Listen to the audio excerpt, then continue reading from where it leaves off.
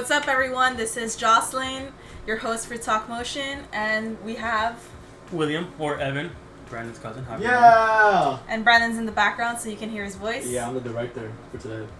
So today we're gonna be interviewing me, Brandon's cousin. You're interviewing me. Yeah, I'm here today. Let me just tell you a little bit about myself. My name is William, which you already know that. I am 23 years old and I work for the fire department in New York, the FDNY. Yeah, bro, just promote yourself, bro. Put yourself out there. Yeah, bro, that's just me. That's who I am. And plug your IG. Plug my IG at Superbad. It'll probably be right here. Probably not. But at Superbad. SUPAABADD. Okay. Alright, so today we're going to be asking you a couple questions because we know you're in the EMT. And with everything going on with COVID, especially in New York City, the hotspot of it, how has it impacted you? It's, I guess, impacted me in a lot of ways. Different ways, per se. Between me getting sick. Initially, when it first broke out, I got sick a few days before that. So I was out for 7 days from work. No way. After that, 2 weeks later, I tested myself. I got tested positive for COVID, not STDs, COVID. And then after that, I tested positive for the antibodies. So that's how that Were went. you scared when you tested positive? I did get scared, actually. Yes, because I actually saw my girlfriend right after that. No way. So, like, when I found out the day after, I had saw my girlfriend, and I was like, damn, like, she could have gotten sick. But it was already, like, 3 weeks where I wasn't sick anymore, so it was kind of that time frame where, you know, whatever. It was over. Yeah, I know. So, like, how is it different from, like, COVID to, like, how you were working before? Like, what's, like, the major change that you've seen? The workload. I think that was the biggest change between, it wasn't only people who were actually sick with COVID. But yeah, it was like people like, who worked who thought they had COVID yeah. or were sick from other stuff like nausea or vomiting. It wasn't necessarily due to COVID, or I mean, it could have been, but it wasn't symptoms of COVID, and they were thinking they had it, so they would call. So it was just mass hysteria, pretty much, telling you, oh, stay home, this, that, and people were getting scared. So the workload did double up or tripled on a normal day. The FDNY does about 4,000 jobs a day. With COVID, that first initial week, we were doing 7,000 jobs a day for that long weekend, that Friday, Saturday, Sunday. No way. And I know that hospitals were pretty busy during those times, so you couldn't really, like, take these patients to the hospital. They had, like, COVID, or, like, they thought they had symptoms, you know? Like, so what did you do with them? So with people so the way what we try to do is we obviously want to help you. Mm-hmm. And that's not only like, oh, let's take you to the hospital, we'll help you that way. It was also, hey, like, we understand you're sick, but you don't necessarily need to be in the hospital. Like, try to quarantine first. If you see that you are getting worse, that's the time to go to the hospital. But at this time, you don't necessarily need it.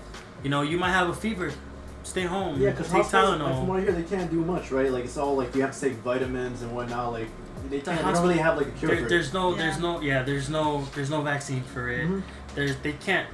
They can't give you anything besides Tylenol if you have a fever. So if you have a fever, you have Tylenol. So why are you going to go to the hospital for something you can get at your local Rite Aid or pharmacy, you know? What's that Hispanic thing that we use? Vaporub? Vaporub. Vicks, Vaporub. Vicks, there we go. Vicks. Yeah. Just smear some on, Americanized. on your chest, you know? It was crazy. People were doing so much stuff. They were sniffing the Vicks. We were talking about the vapor, the air vapors. Yeah. You were sniffing Vicks? Not me. Shit, imagine. There was people making their own hand sanitizer when hand sanitizer blew up. Alcohol. They were doing really? alcohol. So you would do alcohol mixed with aloe vera, and you'd use double aloe vera and like half the alcohol, and it would be like the same consistency. No way, I'll try it. So what are your thoughts on the second wave? Because I know like everyone else is besides quarantine, everyone else is rioting. Everyone else is rioting in New York City. There's a lot of protests going on, and then suddenly COVID has disappeared. Like, what are your thoughts on it? I feel like that wave that we just had, where we saw all the deaths and all the numbers of people infected, I feel that was the second wave. I feel like the first wave were just generally people sick, but we weren't testing for it because we weren't looking for it. But now it's more that at that point that was like, okay, this is the real wave, but I feel like that was the second wave. In terms of the protests and this wave, I feel like that's a little iffy, because how are all these people meeting together in a protest and nobody's getting sick? And it's already been like 4 right. days. It's ridiculous. Yeah, like from what I heard, like March they had no like deaths or whatever, like right. Yeah. Like, they reported no deaths from COVID. What are your take on that? Like, do you think that's it my ever thing? existed? So I'm so confused. Like, I know it existed. I was there. I was on the front lines for it. Like, as much as nurses were there, we were there. We were taking these people to the hospitals. We were like making sure they stayed home if they didn't need to be in the hospital. But we've had people who were sick who actually had COVID, and we had people who tested COVID weeks prior, who tested positive, and then after they were calling just because they scared because they had it. Yeah, but I feel like they did the same thing with Ebola. When Ebola first came out, everybody made a big deal about it, but like it kind of just disappeared out of nowhere. Yes, but I feel that was because they actually had, I think, a vaccine for one of the strains, and I feel like that was like one of the strains we had here. But the layout was the same thing. Like when you had Ebola, it was fever, cough, Ebola, and it was like, oh, if you were any of these like 7 countries from Africa, if you've been in contact with anybody, this or that. It was the same thing with COVID. Have you been in contact with anybody who traveled recently? Have you been in contact with anybody who tested positive for corona, or been in contact with anybody who's been in contact with coronavirus or COVID-19 in the last so and so time? And it was the same. It was the same thing, just different questions for the same kind of process, trying to, eliminate the people who possibly have it and don't have it, or people who need to go and don't need to go to the hospital. Are you seeing any like spikes in cases, or do you just see a decrease? I feel like it just stopped right now, in my opinion. After a weekend of sus a little bit of people like, oh, nobody's going to the hospital. So it was super busy at work, and then it stopped being busy after people started. Unfortunately, after people passed away, and people stopped calling out want to go to the hospital, and realized that the hospital's not going to do much for you unless you need a vent or something like that. I feel like they couldn't do anything. It was at this point, so people stopped calling 911. So I feel like at that point, when I went from 14 jobs in a 12-hour shift back to like 3-4 jobs in a 12-hour shift, I can see that change where it kind of dropped, but I feel like it happened like instantly. It was just like within a day or two. It was just, that's it. I'm curious because like during COVID, when would you take your breaks? Because like I know you guys you have to stay in the vehicle at all times, right, or something like that during work. Like how would your breaks work? So we don't actually have like a break. We don't get we don't have like a meal. We get paid like meal money. So we don't actually get like a 30-minute break or an hour break. It's not like the NYPD gets a break. They get like an hour. They get like 30 minutes, I believe. I forget how long they have, but they have a break. We don't. Our break is, in between jobs. If we can get somewhere, like we can stop and get food in between jobs before we're called for anything, and stop and get food.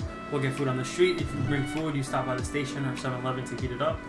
Or while you're in the hospital, or you finishing, like after you come out the hospital and you're finishing paperwork, you can go use the bathroom or eat. They do give us like a facilities, which is like you can call over the radio. I'm taking the facilities. You monitor the radio. They give you 20 minutes, but that's only to use the bathroom. Like we're not allowed to use that time to go eat. That's like use the bathroom and relieve ourselves if we have to. With everything going on, did you get like a pay raise, anything like that with the unions? No, the union has been fighting for some kind of hazardous pay and for us, for our well-being and stuff. And there were a lot of people who got sick, and then we've had a few people who passed away, a few instructors or EMTs or medics who were very sick, and some passed away, and the union was fighting for us for them to get their families to get the benefits of the benefits that we pretty much get. Yeah. So in NYPD or in the fire side, if let's say I die, my family would get the benefits, like 3/4 benefits. I heard about that. Yeah. We don't get that. If we die, I don't think you're getting anything. You don't think you get anything. From what I know. I don't think you get anything. If you do, you don't get what fire and NYPD is getting. So they tried so hard for these people who were impacted by COVID, for their families to try to get something. Because we've had people who they lost their dad and their mom, and they left like 2 or 3 kids. That's really sad. That's really sad to hear. I feel like you guys are really underpaid for the amount of work that you do out here trying to help people. Like you guys should at least get paid a good salary. Like I know you guys starting off, but you told me you guys make almost minimum wage, which is it sucks. Like you're helping out people. You're putting your life at risk to help others. It's like what the fuck. Out here, I know that unemployed people, they're getting pretty much paid more than you are right now, which is people. So stupid. People unemployment are getting paid more than I'm getting paid. It's so stupid. This government's really stupid. It's wild. I think it's part of a bigger plan. With all the race wars going on right now, I feel like this is a good time to protest, in my opinion. The time where people are protesting and they're trying to end police brutality and they're trying to end systemic oppression and racism. I feel like this is the time. because we just had the pandemic and everything's still shot and like we're still trying to come back up from that. I feel like now's the time for like the Black and African American community and people of color and like the Latino community to start fighting back now. Like now that everything's so shut down, because now I feel like it's easier to fight in a sense. Before everything was open, they didn't care. Everybody was making their money. They didn't care. It was hard to protest. Black Lives Matter was hard to protest. The ICE and immigration was hard to like fight that and protest that. But now that everything was down, people were like dying from COVID. All these places were closed. Nobody was making money. The Blackout Tuesday stuff. Stop buying from people who were supporting Trump and supporting racism and oppression. I feel like that was great because by doing that, you're not paying people in power. You're not paying them. So they're not making any money, so they are forced to look at people in the African American community or people of color, So I feel like that was a big thing. I feel like this is a good time to protest. I feel like it's a good time to riot. Looting, I don't agree with so much, but I think looting and protesting are two completely different stuff. Like protesting, they're they have their opinion and stuff. Like they're actually like doing something about it. Looting, like they just want to rob. Like you're not really like making a statement about anything. You're not really like doing anything to help improve the situation. I feel like so to me, I think there's two kinds of like protesting. You have like the your regular peaceful protest and you have your rioting. I feel like rioting is a form of protesting, in my opinion.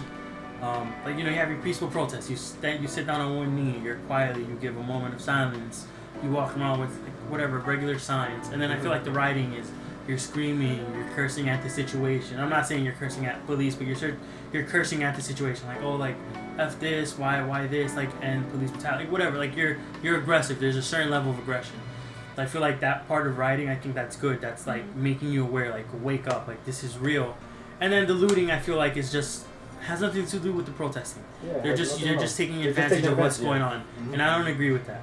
And it's not only white people. It's not only people of color. It's everybody who's taking it. It's all the bad of, the bad. You have the good people. You have the good protesters. There's people protesting. They try to make a big deal about the rioting in what was it, Minnesota? Yeah. They were smashing stuff and breaking windows and stealing Target. And then you see after that, all the peaceful protesters were cleaning up and fixing that, we know they don't want to destroy the communities, but how else are you going to be heard? There's a lot of rumors that there's a lot of like undercover cops going into it and then like paying people to actually go ahead and like loot and riot. I've heard that they're paying construction companies to like leave bricks and stuff like that. So I've seen that like too, where they know there's gonna be protesting. I've seen that, and like the part of me doesn't want to believe that because it's like why would they do such a thing? But at the same time, I'm not surprised. I can believe like the government and people would do that. Like I believe that. I mean, listen, suddenly COVID is gone and it's like disappeared. Nobody pays attention to the masks or social distancing. But one thing I think we can say is the protesting that's not government made. That's not. We can say that's real. That's like from people who have been hurt and who are victims of oppression, racism, and police brutality. Yeah, but looting, like essentially they're hurting their own people, like minorities, small businesses. Like they're affecting like not just like these like higher up people. They're affecting like us like lower. So I felt like people. Like I felt like that was the case in the beginning. That was because they didn't know that they were looting. People were just looting, and I feel like once the protesters realized like, hey, like we're doing more damage to ourselves and our cause and our community, they kind of put a stop to that. They're like, hey, like stop looting. If you're gonna loot something, loot Goldman and Sachs. Like loot Sachs on Fifth Ave, not Goldman Sachs. Loot Sachs on Fifth Ave. Like loot Target or something. Like I understand like big name brands, but like they're looting these small like businesses that they came up like with their own idea, with their own business. Like how the fuck are you gonna like do something like that? Small businesses, yeah. How are you gonna do that to your own like people, your own community? Like. Looting is looting, no matter if it's a huge company or if it's a small business-owned company. I don't think it's right at all. I don't think it's right. But at the same time, like, how else do you expect for people of the African American or Black community to get attention? Yeah. How else? What else? Well, they do it for attention, but I think it's like systematic. It comes from like a core. If like people don't understand the concept of why people are racist and like how it actually is in like society, then it probably won't change, honestly. Yeah. I don't know. I feel like it's... Everyone is like posting about it on social media, like, oh, get educated, but like, are you educated? Are you doing something? Are you actually doing something? Like, posting about it is not education. Yeah. Well, it's awareness, not education. That I also agree with too. Yeah. Like, you can... So what I've been seeing a lot lately is like, oh, you can't.